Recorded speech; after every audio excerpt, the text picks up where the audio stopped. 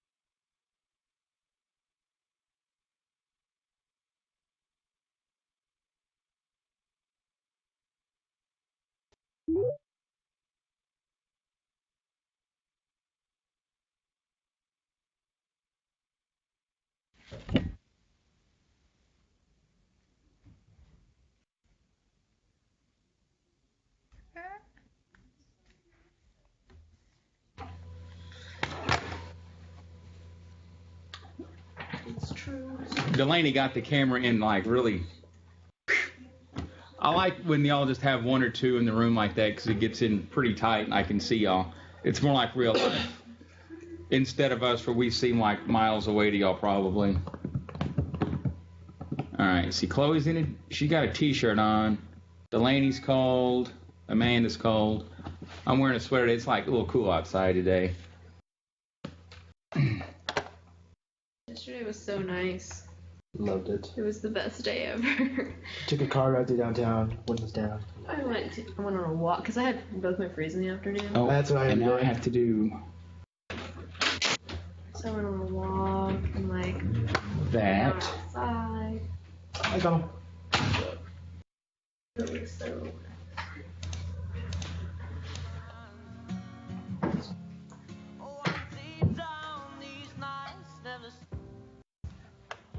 That. They all stayed with me. All different stolen Beck versions. has been around for 30 years. Oh my god, that's crazy. That's nuts.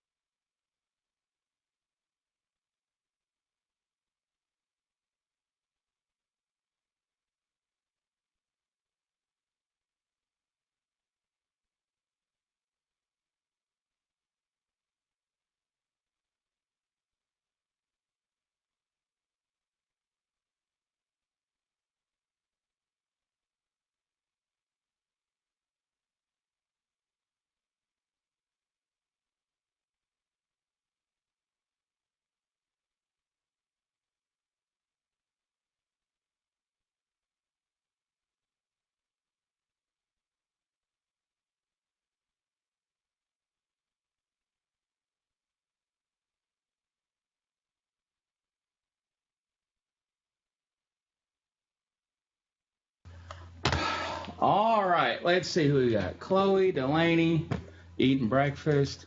You always have something that looks so good, Delaney. Like, Well, if I don't eat now, then I don't get to eat till like 2:30 because it's already 11 here. So.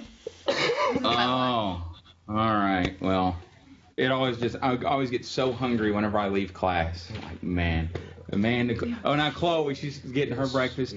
Looks like Nashville's all here. 1, 2, 3, 4. Y'all are really tiny today, Nashville. For whatever reason, I don't know. Maybe it's just my eyes got smaller. I don't know. And then there we are. Hey, what's going on? There we are. Good morning, Winter Park. How are y'all? I see y'all are in long sleeves today. Are y'all cooler than normal too? Yeah, it's a little rainy, cloudy out, so. It's like 60. Yeah, it's not that cold, but since we're from Florida, like, it's cold. Right. Well, I know we had a warm spell yesterday. I think we had like 75 yesterday. It was beautiful, and then starts off cold in the mornings, and by the time we leave here, it'll be 70 again. So, hey, Davidson, nice. Are you going to school, Davidson?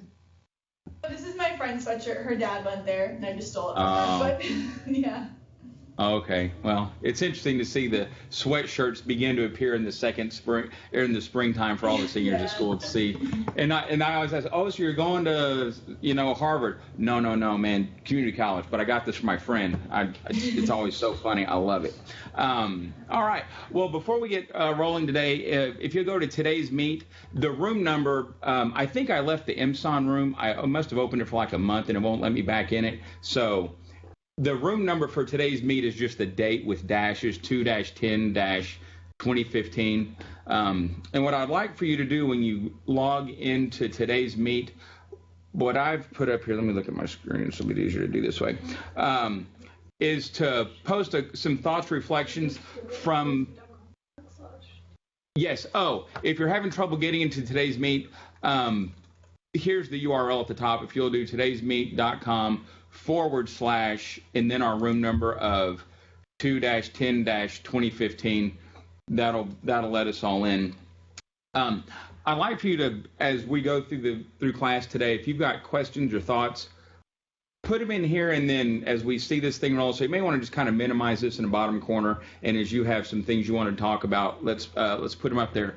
I would like to start straight away with this works out really well that today we get to have a class about music history. We get to talk about the history that was made this week in music. It was huge. So let's talk about the Grammys, and I put this little thought up here about what's up with Kanye, because this guy continually just ruins these award shows that he goes to. So before we talk about like the real meaty part of what went on in the Grammys, what do y'all think about this? Because this is not the first time that he has unthundered someone's thunder. Delaney. I'll come back over. Delaney. I just think that he just wants attention. He's entitled to his opinion, and I like Beyonce, but I don't think she's like the greatest thing in the world and should win every award ever made. I think it was just super disrespectful to Beck, but I applaud him for like how Beck has like responded and been like the bigger person about it. So. Certainly so. I mean, he's a class act. John and I were discussing Beck before class started today, and I didn't realize that Beck had been around as long as he has. And without you chiming in, does anyone have an idea of how long Beck has been on the music scene? I was reading about this. It was like back in the 90s. You're going to be close. Keep going back. Casey says kind of back in the 90s. Keep going backwards. He's older than you think. He looks like he may be like mid-late 30s until you get up real close in HD, then you can tell that he's got a couple years on him. I think 85 is what John came up with. 85 is that Beck has been around a long time. I will talk about him later when we get into the music of the 80s, but Beck has been compared to another artist that preceded him, Curtis Mayfield. And we're going to talk about Curtis Mayfield and the impressions when we get into the 70s. Beck is, when we talk about the four lenses or the four things that influence music that we write about, what are they? I go back to this a lot. What is it? Politics. Society. The business of music. And cultural things. Beck, a lot of his writing deals with societal and political. It's not really discontent or disrest or challenging the system, but he's a writer that continually just wants people to examine why you do what it is you do, and his vehicle through doing that is the music. So I was really pleased to see that he won Album of the Year. Now the question is, let me back up one screen. I want to go to that. Who knows? You can't answer any of this stuff. We had Album of the Year, Record of the Year. Why are those not the same things, or what's the delineation that what makes one, what makes one the other? And I'll let somebody take this or give some thoughts. And I have an answer, so there is an answer to this question, but what do y'all think it is? Chloe. Oh, were you waving at me, Chloe? No. Okay, look of horror on the face. Amanda, what do you think? Is it something to do with like charts? Like what the Grammy committee thinks is the best album, and then like what was the most... I don't know, I'm guessing. Okay. No. You're kind of going in the right direction. You're going in the right direction. So it has something to do with charting. Okay. I'll take that. Yes, that certainly plays into it. Winter Park, what do y'all think? Add to that. So something to do with charting. Well, I always thought that Album of the Year was like for sales, and record was like feedback. Like not necessarily like how people receive the records, or if that flipped. But I'm not sure. I guessed.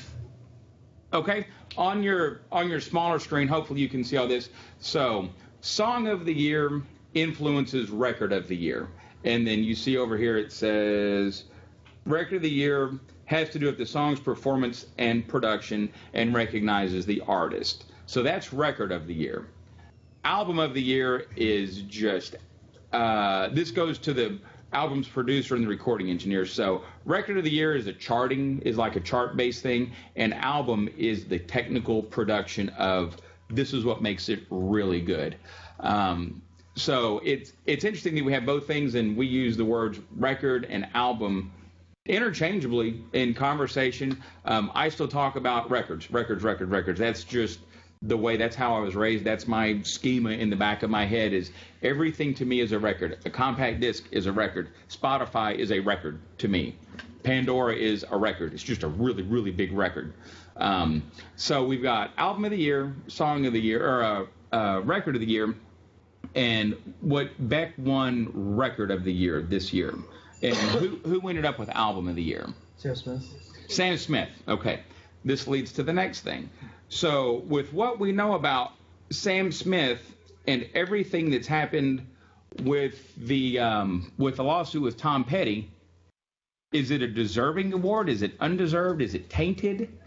What are your thoughts about this, John? I'll let you talk. It's definitely tainted because, well, he lost. If you didn't know, he lost the case. Well, Sam Smith lost the case against Tom Petty, and so pretty much his work is pretty much not his at all. Okay, so we're saying it's not really his work because so much of it was lifted, so much so that the court agreed with Tom Petty. Allison. Well, I kind of disagree because I think that it happens so much in music that everyone shares music with everyone, and this maybe was a little bit more so than usual, but I think like you're always influenced by other people, and you hear something, you're like, oh, that's really cool, I want to do something like that. And I don't know, I just think because it wasn't a really angry lawsuit, it wasn't like a heated lawsuit, it wasn't like, it didn't take away from the fact that his album was still amazing. Like, I don't know. All right. Casey. I think it does happen a lot in music. Like, there's a famous lawsuit where someone sued the man who wrote Phantom of the Opera because the opening chords were similar to whatever his musical was. But then the man who wrote Phantom of the Opera, Andrew Lloyd Webber,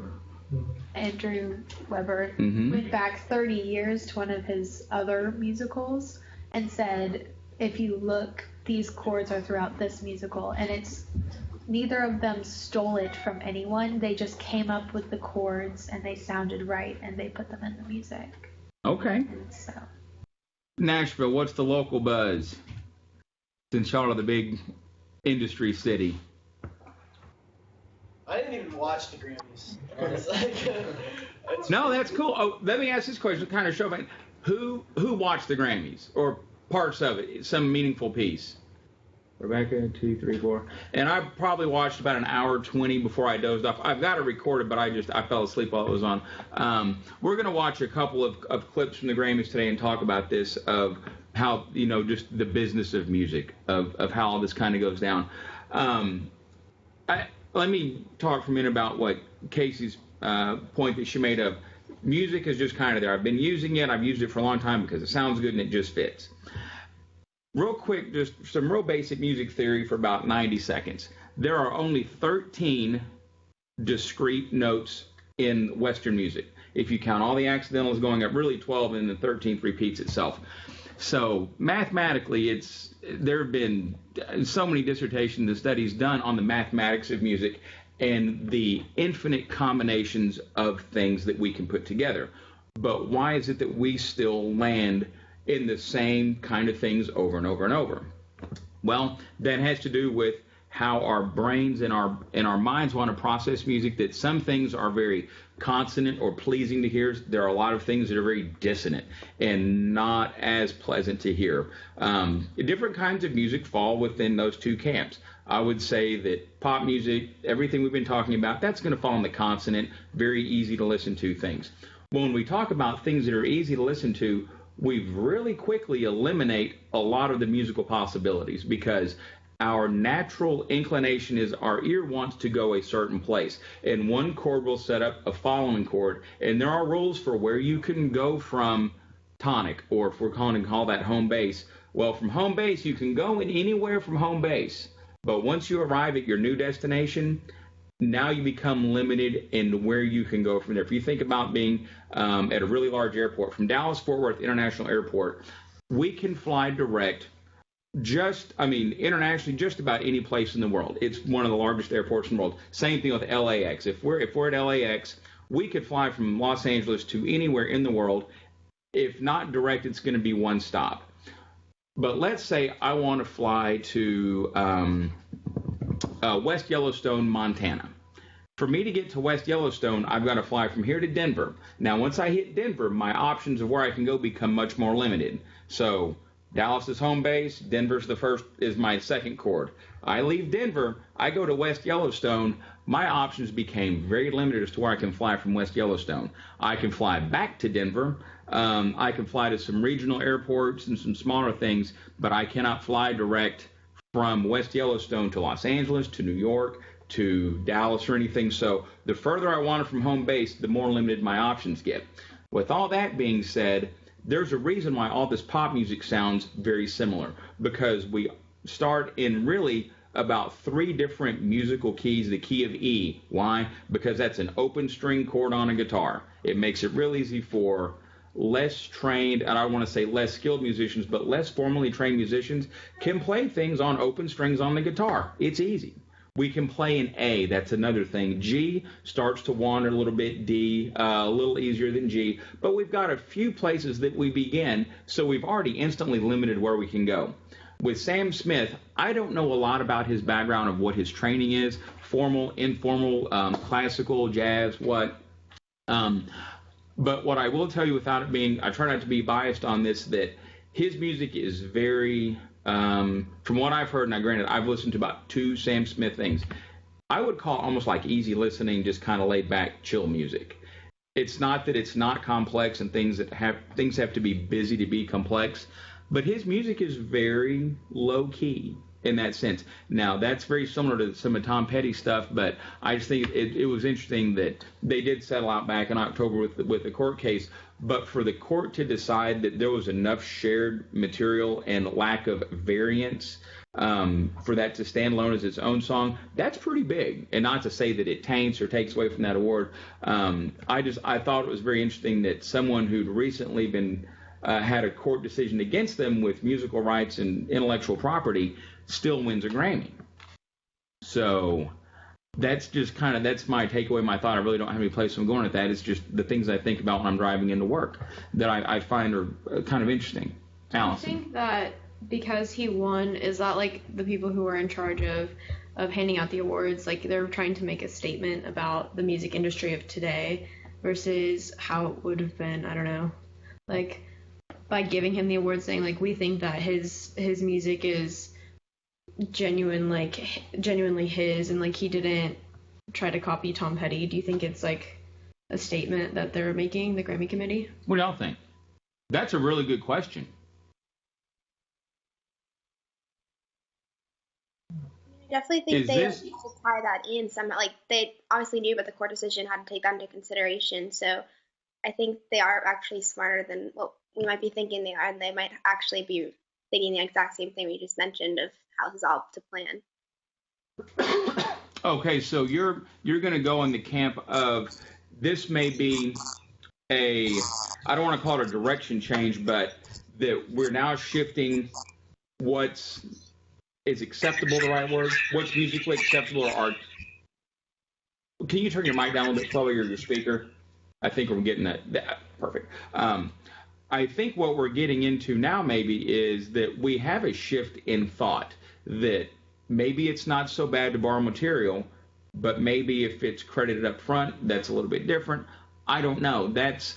So y'all two are of the opinion that maybe this is a change in direction for the industry in general of what's acceptable and not acceptable. How about somebody who may have a different opinion than that? Delaney. I mean, I think it's possible, but I don't really think, like, I had never heard of the claim that it was like Petty, or like Tom Petty's song, and I think it was just Sam Smith was like a huge name this year, and like, I mean, personally, I like his music, and I think that there would have been more questions asked if like they hadn't included it. But I mean, I never heard about the fact that there was a lawsuit or anything. How many of y'all, kind of show of hands, how many of y'all knew about the lawsuit with Sam Smith and Tom Petty? Okay, so we're split, maybe 2/3 knew about it. I don't know. I don't know that I've really formed an opinion on this yet, because I drive to work and I drive home from work, and I think about it, and sometimes it's the same thing, sometimes I'm talking about on the radio, but it just, I can go both directions on this thing. I've got enough friends that are involved as writers and arrangers, not really anyone that makes any money as a mainstream performer, but enough people that I know that do writing for specifically for jazz ensemble, that all the money that they make, they really don't make that much money. People think rock and roll artists are just, and they are fantastically wealthy, don't get me wrong, but the people who write the music, they don't get a lot of money. They, sometimes it's a flat fee thing, sometimes it's a royalty basis. So from knowing what I talked with about my friends with this thing, this was a big deal to them that Tom Petty got anything out of it, because they felt as, he wrote the thing, there needed to be some shared credit up front. And, Sam Smith's position is, I didn't intentionally do it. It was an accident. Dude, I totally get it. I have started, and I've played with enough pickup bands that write enough original music that there was, one time, a few years ago here at the group of kids, it's been 7 or 8 years ago, they were writing a song and I was helping them write something, and they were looking for a bass line to play. I'm like, well, how about this? And I started playing a bass line. Turns out, like weeks later, I realized I had ripped a bass line out of a Curtis Mayfield tune, and I didn't even know it. And because it's just, that's what I listen to, so it kind of happens. It creeps into your stuff. But it's interesting. Maybe that now we've taken one step away to desensitize us from you stole it, you stole it, you stole it. Well, I did, but it was an accidental thing, and I'm sorry, and we're kind of go on from there. I thought that was very interesting, that court case, winning, big album, and go on from there. Let's move on from that. Let's see here. Let's talk about what won on this thing. So, record of the year, Stay With Me, Fancy. Really? I'm so fancy, don't you know? Is this, so are we going to call this pop? What is this? What's fancy, y'all think? Is it rock? Is it pop? Singing in your car music. Yeah. Singing? Yeah. Oh, is this like... When no one else can listen when no to one's, you. That's what you lip sync to in the car. Yeah. Is this, it's like closed door music? I'll admit, this is on my playlist. I love to water ski to this, okay? Because it's got a... If this were American Bandstand, I'd give it an 8. It's got a good beat and you can dance to it. But it's kind of lacking on content as far as something I can sink my teeth into mentally. I think it's interesting that the difference in these 3 songs, and then Chandelier. What's the takeaway from Chandelier? How do y'all feel about that one? I loved that song this summer, and I was really annoyed. I just hate by any of those songs. Is that Chloe or Delaney or somebody coming on? Delaney? Yeah, I love that song. And I love all the videos and stuff behind it too. I just love what she's done with all of it personally. All right. Is everyone familiar with the song Chandelier? I'm assuming we've all kind of heard this or enough of it. This was a slow creeper for me. The first time I heard it, I was like, this is not good. But I couldn't let it go. And then the more I listened to it, this has become, ironically, one of my favorite things of the year, is this song. And I don't know if it's the production of the thing or if it's her singing. I think the beauty of this is it's probably all of those things, but it was so well done that I can't pull those things apart in my head, that I can't extract engineering from emotion and performance, that it was just, it's a fantastic thing. I thought her appearance on the red carpet or before the show was really cool too, because she did the whole wig thing, and she had the girl who danced in the music video, and they were wearing matching outfits, and so it was it really brought the whole thing full circle, I think. And I think it was interesting because we're talking about PR and how artists market themselves, and I think that was a really smart thing on her part. I don't know. Okay, so now let's get into the business of this music thing, kind of our fourth lens here. Let's start with the one that won, Stay With Me. Do we feel that Sam Smith is a corporate production? We've talked enough about this to kind of know where these things might fall. Where would we put him as far as our four things, social, political, cultural, or a music project? What do y'all think? Let me get Winter Park. What do y'all think about Stay With Me, Sam Smith? I like the song. I mean, for me, it's sort of starting to get to the point where it's getting overplayed, but I liked it when I first heard it. Well, it's going to get played a bunch now, so Yeah. settle in. But dude, what do y'all think about as where he comes from? Is he a music business tool, or is he a unique performer? And if so, where would you think he would fall? I think he's unique because like when he does, I've never been to a Sam Smith concert, but I have friends that have been to Sam Smith concerts, and they say what's like different about his concerts than other ones. It's like he's there to sing and like present his music and not necessarily perform. Like a lot of artists will go up and have like all these extravagant things, and he just goes up there and sings like his songs. And his songs are slower, so they're kind of like different. But I think like if you're talking about corporate, like when I think of a corporate music, I think of like Katy Perry or like just these huge names that have like put on performances and like put on like shows. And I feel like he's there for like more of his music. Like it seems more like raw when he performs to me. And that's the word I wrote. Raw. That's the word I wrote on my pad. Raw. Mm-hmm. And that's not a bad thing. It's a great descriptor of music. Keep going. I didn't mean to interrupt you on that, but no, a great fine. word.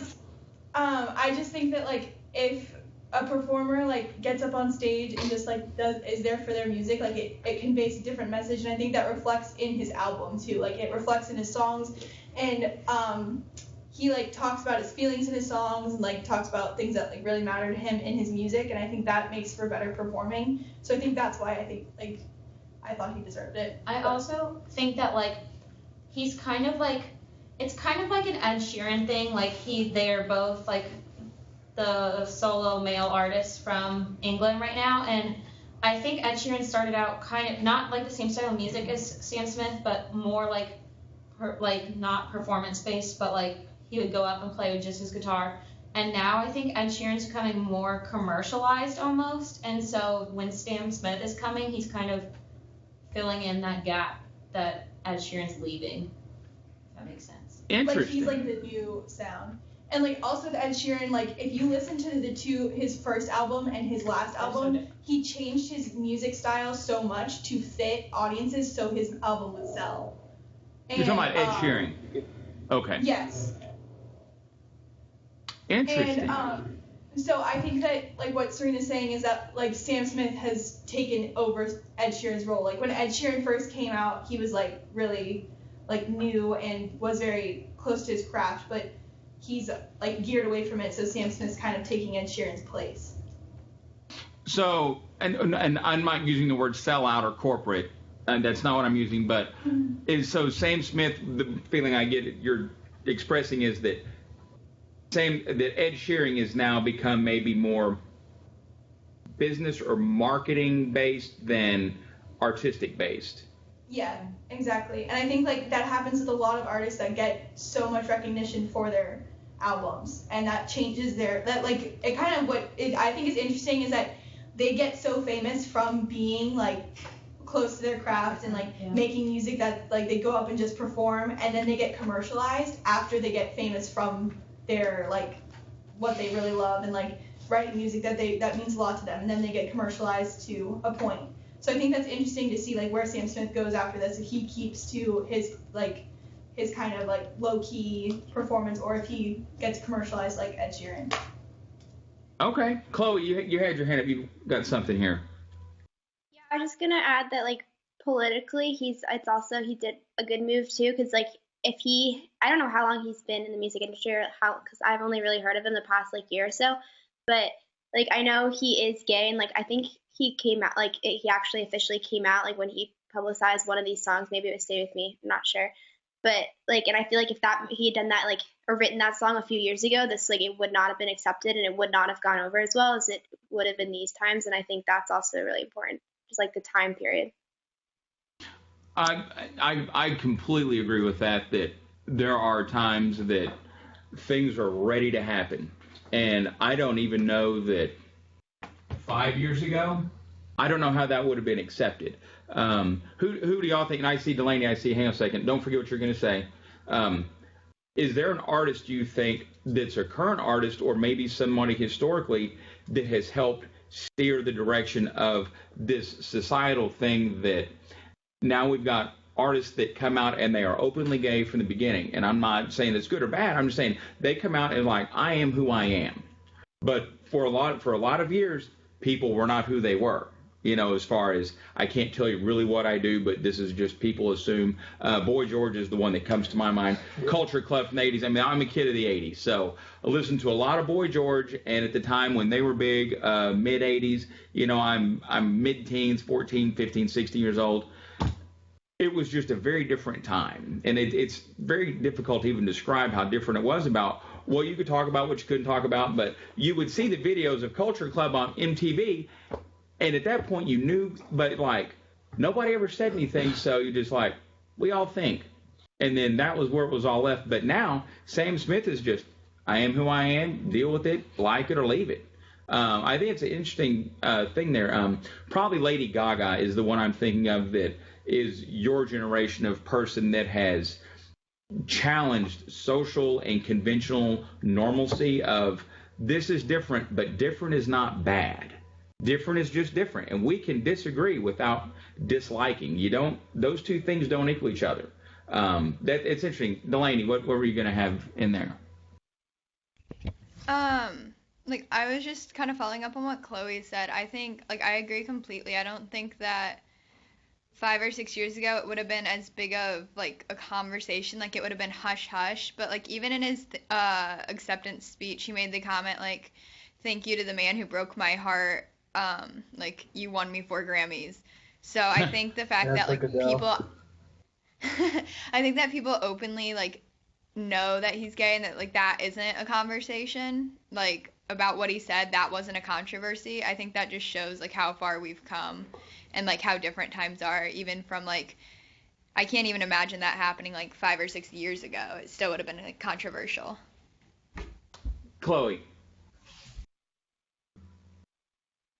Did you see what I think he posted it or if he put it somewhere, but it was like a comment of like, this is the best night of my life. Like, I've won all these awards. It's so great. Like the only thing that could make it better would be a boyfriend or something. Yeah. And that really wow.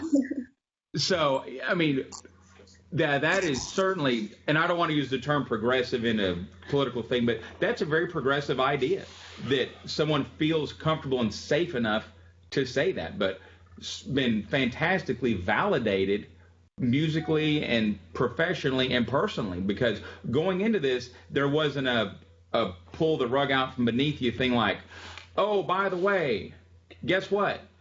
That didn't happen. So he was Sam Smith, and I'm going to go out on a limb here, but I mean, he may be the most upfront and open artist we've had about something that beforehand that then is recognized, and then it's not a big deal.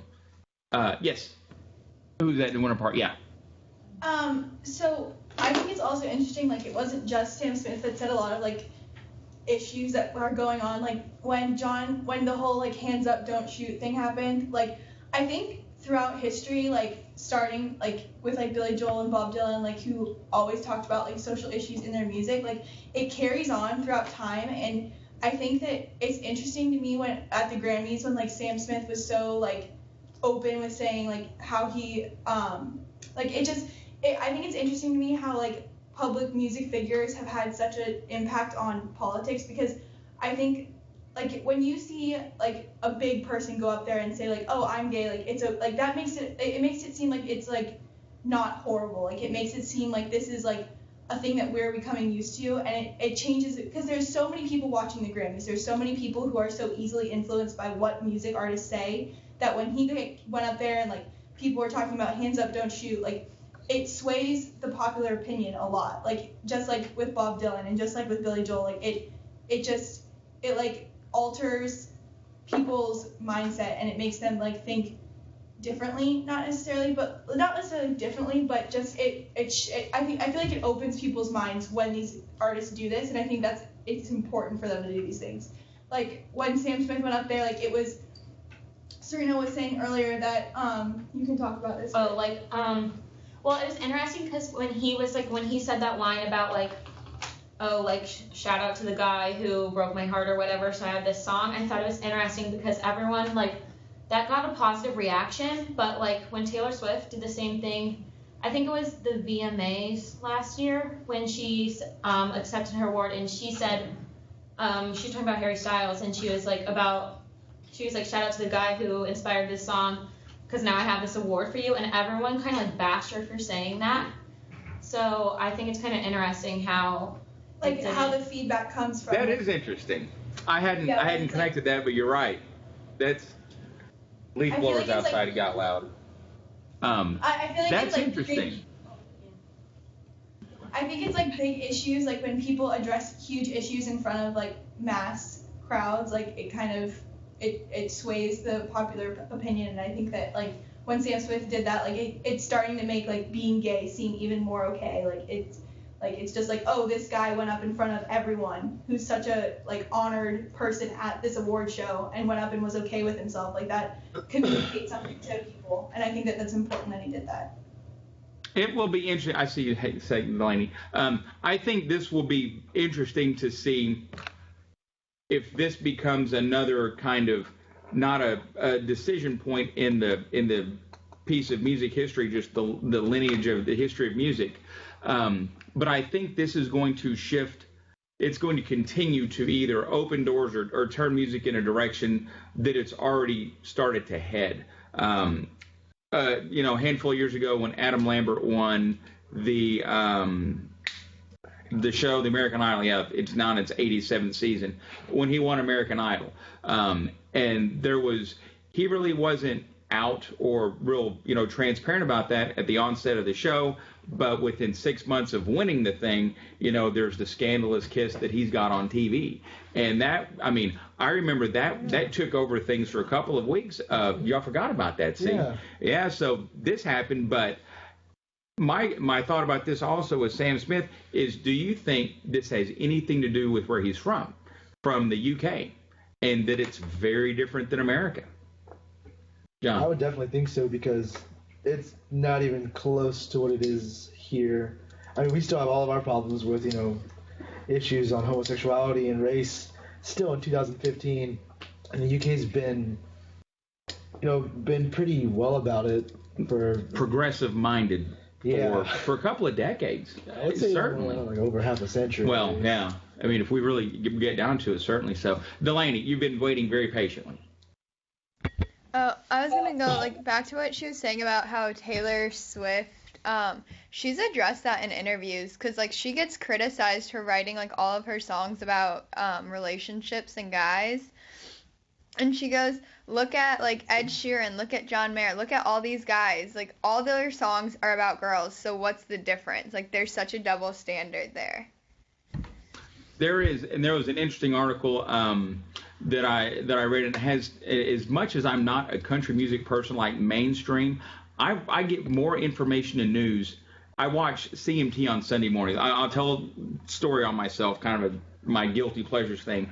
Sunday morning, I get up, I do my laundry, and clean the house and everything, but I'll turn on CMT on Sunday mornings because there's so much information and news related, not just to the country industry, but really they do a pretty good job. If there's something interesting happening, they'll discuss it. One of the things that was brought up this week was, is music a boys club anymore, or is this changing? And it's interesting that you mentioned that, because that is now kind of one of the topics du jour of where are we headed with this, and who's going to get exposure and who's not. Historically, I see saying us at Casey. We've talked about music up through the 50s and getting into the 60s now. Have we talked about any female artists? None. When we get into the 60s, we're going to start seeing some. 70s, the floodgates, man. It really opens up. So there are things that we take these small incremental steps to further open doors and perceptions and attitudes of people to be more accepting of this. I think it'd be fantastic to take the snapshot of these Grammys and then drop it back in 1960. What would have happened? Even without the content, just the way people are dressed and they behave, and Kanye taking over the stage again.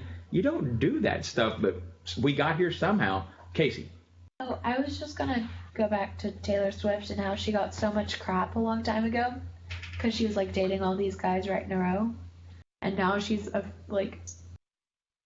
she stopped dating people because she was tired of the media having a field day with it. And she's like, fine, I'll just be single. Just back off. And It's it's interesting.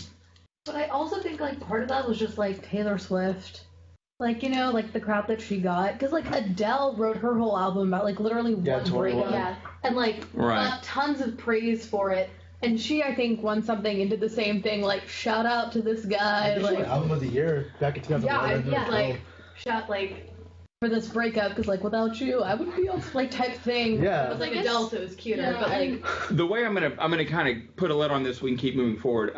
The way I would capture this is when we think about, you know, the four things: social, political, you know, the context we're writing in. A lot of the mainstream stuff that has gathered a lot of traction recently seem to be things of personal retrospectives of how I got where I am, and I mean just how I am. The interesting thing for me when I look at this, and I take a step back and I compare the music of the 50s and the content to what's happening now. The folks in the 50s were writing to a teen audience. We've established this, that your age group is the one that started to have disposable income and could buy things. So artists were writing for you. But these artists were much older than you that were writing this. So these are people, I mean, at one point, I was 17 years old, believe it or not. Your parents were 17 years old at one point. And we went through these things.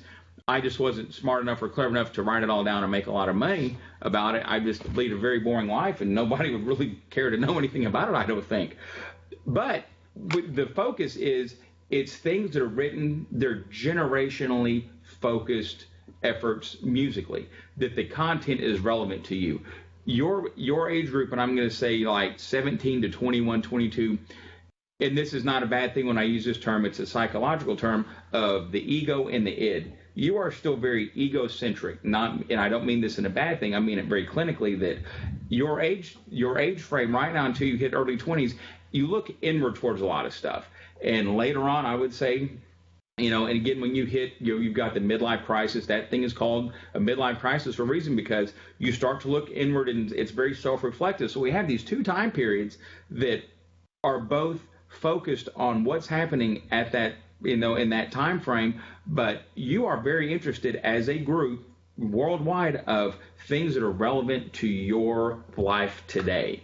And it's a lot of social things, it's a lot of political things, but that hasn't changed in every decade.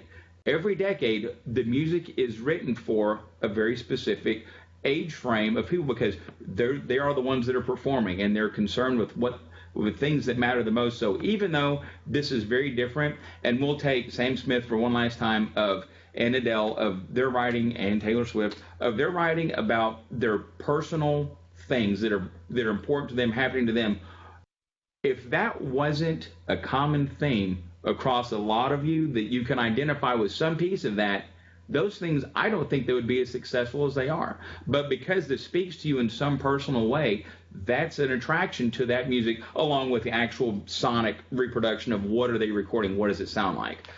It's the same thing since we start, you know, in the 20s with big band stuff, but when we get in the 50s and we've got the evolution of pop music and rock and roll, they are things that are written by older people, but with the idea of making it relevant for you. So even though the more things change, the more they stay the same. I want to watch, this is a 2-minute thing about, this is Ed Sheeran, but with Jeff Lynne and Electric Light Orchestra, ELO. ELO is a huge band in the 70s and into the 80s. Fantastic group. So I want to watch, we'll watch a little bit of this so you can see some of the performance of Ed.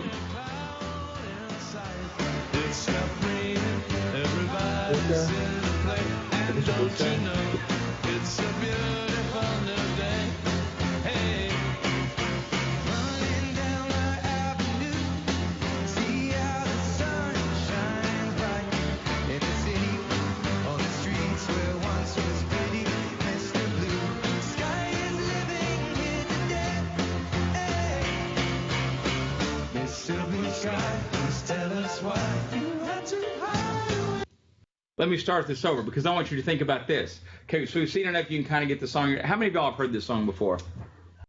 Oh, shame on y'all if y'all don't have ELO on your Spotify playlist. You got to put that on there. Make your parents happy. Let's go back, and I'm going to start this again, and you can kind of figure out meter and time. Here's the beat, you know, going along this quick, and it's in 4/4 too. There's 4 counts in a measure. You get to 4, start again. See if you can figure out the form and the phrasing of this thing.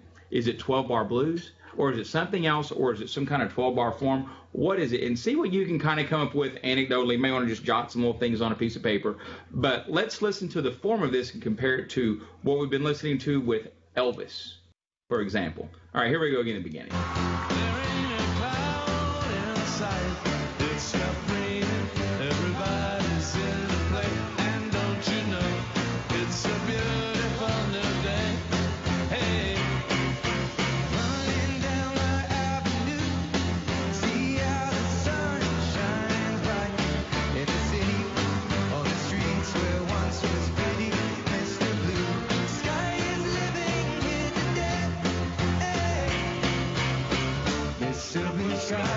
Tell us why you had to hide away for so long. Where did we go wrong? Mr. Blue Sky, please tell us why you had to hide away for so long. Where did we go wrong?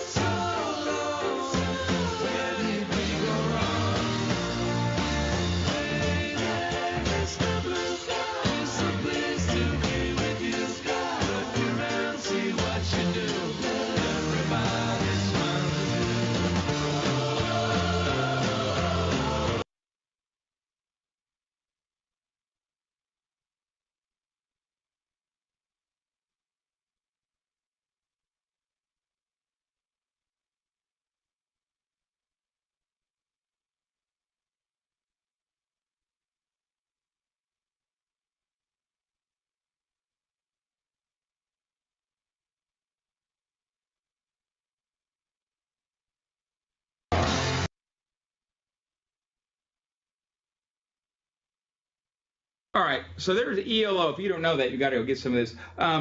What do y'all think about for form on this thing? Did anybody scratch any thoughts down? I think I got it pretty close. I kept counting in 8 counts on accident because of dance. So I think I got 4 8 counts before I realized what I was doing. Before you're doing, okay, so Casey's a dancer. She counts to 8 and then starts over no matter what happens because her life is a world of 8. As a band director, I'm a world of 4, so it's hard for me to count to 5 and keep going. But, you know, that kind of happens that way. How many sections do you hear of the song? Do you hear 1, 2, 3, 4, 5, more, less? Nashville, what y'all got? Rebecca, what do you think? Mackenzie?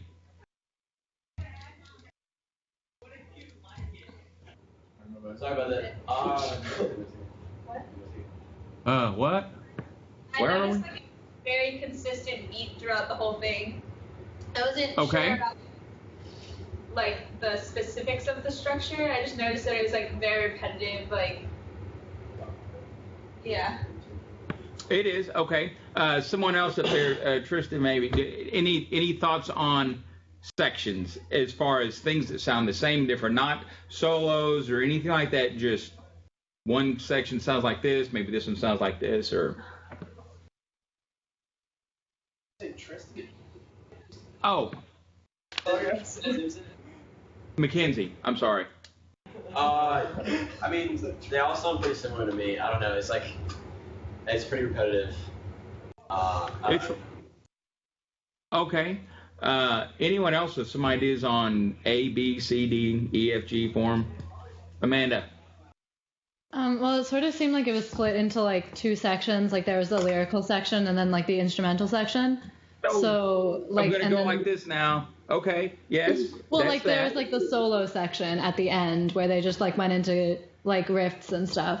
But like at the beginning, like the lyrical section, there was I lost track, but like there were sort of two sections within that too. How it was like A, There A, B, were. A, and then like a different one. If you could see my piece of paper, yeah. Can you see this? Okay. No, that's correct.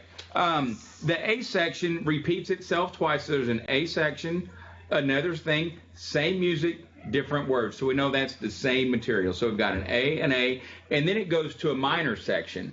And we have the B section that happens two times. The first time, it's 8 bars long. The second time, it's 10 bars long. There's a little 2-measure tag at the end, and then it goes back to an A section with the same music from the first time, and then another A section. So the fourth time is the instrumental guitar solo, and then it goes back to the B section where we've got the riffs at the end. So they're really just two thoughts. A section, B section. We do A twice, B twice, A twice, and then B is ongoing for the duration of the song. It's interesting to end a song in a B section. Typically, you go back to the A section because that's the catch, that's the hook, that's what people are remembering from kind of the thing.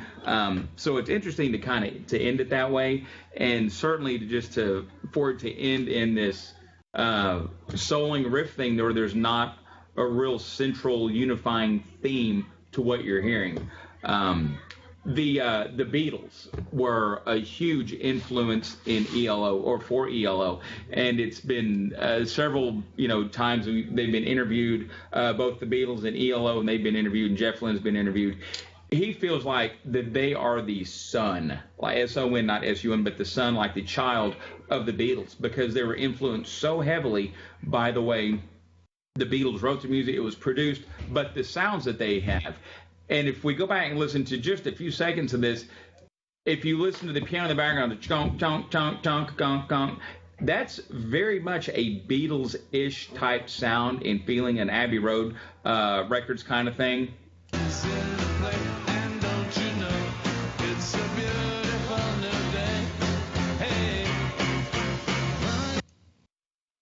That's very much sounds like the Beatles. So now we're going back a generation before them to the 60s. This is a group from the 70s, but influenced by the 60s, and the Beatles certainly influenced by, man, I wish we had class like daily because we could get in so much more of this stuff. But the Beatles were influenced by rockabilly, and kind of jump back into the text now for a moment of the sounds of what rockabilly is. Let me get down to my.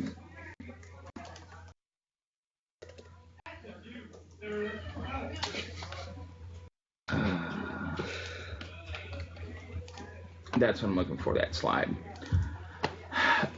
So we talked maybe just a little bit about this last time. Did I pull up the description of rockabilly of what this is? Did we look at this link? It's just a text link. Let me grab this a different way. Oh.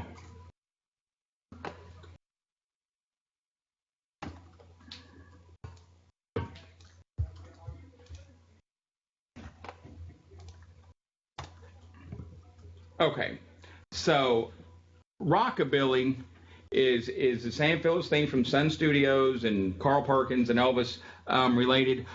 But the big thing when you hear the term rockabilly, if you look at it, there are two words like rock and roll and hillbilly. It's hillbilly rock, okay? So they use a lot of the same instruments as bluegrass and folk, kind of Appalachian folk music, but with a more progressive feeling. Plenty of echo, and this is one of the effects that we talk about with music engineering as technology advances, and we go from 1 track to 2 to 4 to 8 tracks, and then 16, and then now we are at unlimited. It's just whatever your computer can hold.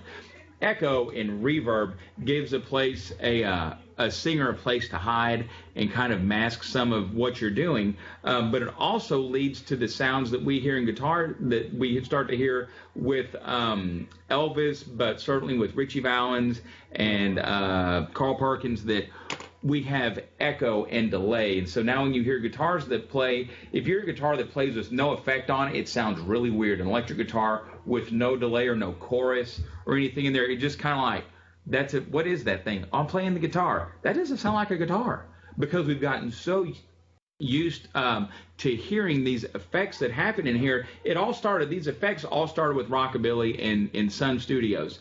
Later we get into Muscle Shoals in the 60s, that they took some of these ideas, and when they opened their studio, it was based around this, not so much the rockabilly, but accidentally they grew Southern rock by accident during lunch one day. Great documentary, by the way. I love this thing.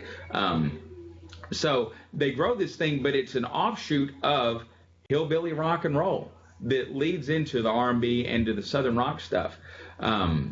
We really kind of got not sideways on the Grammys and stuff, but it really codifies everything we've been talking about through the late 50s, that we're seeing it again. It's all the same thing. It's come back.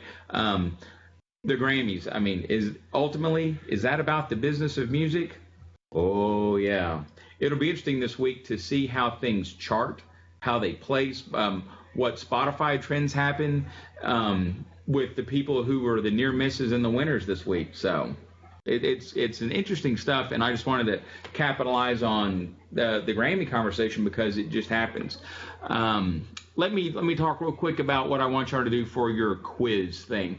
Has everyone had a chance to go to the study space and get into that and make heads or tails of it? North and south is we're good. East and west is I need help. So we're north and south for the most part. Yeah.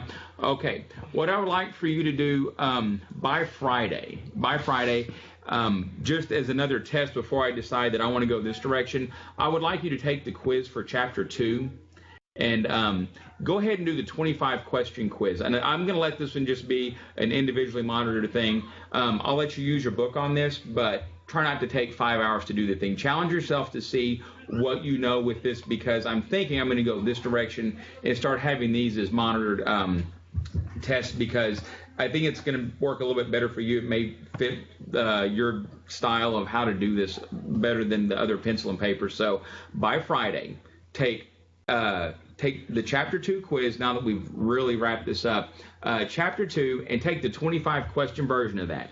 At the end, it's going to ask you for the email and everything. Send all that to me. You'll get a copy. I'll get a copy, and then I'll know where we are with regards to understanding this. And then next week, we're getting into the really good stuff. Not that this other isn't good.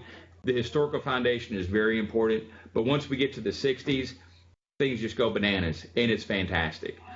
So Friday we're gonna hit the 60s right on square in the mouth and go from there. So have read at least the first half of Chapter 3 by Friday.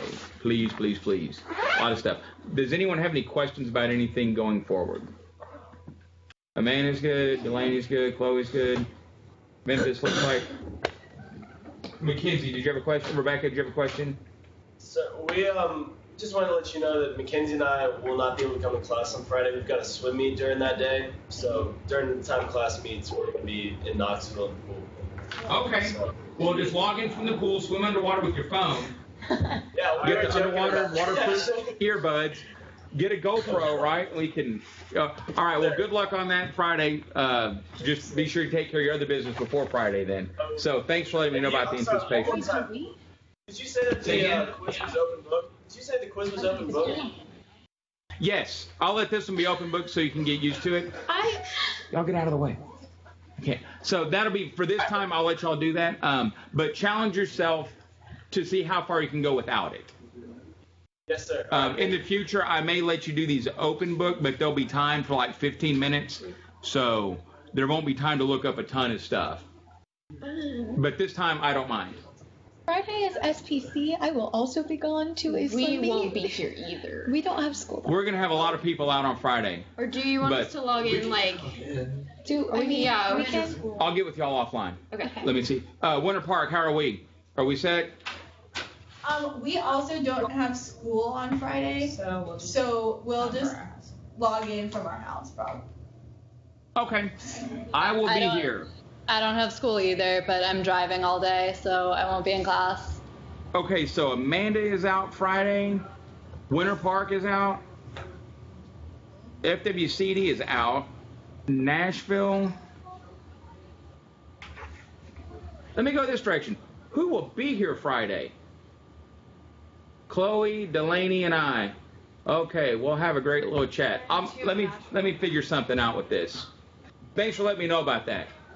Right on. Okay, y'all have a great week, and I will see y'all Friday maybe.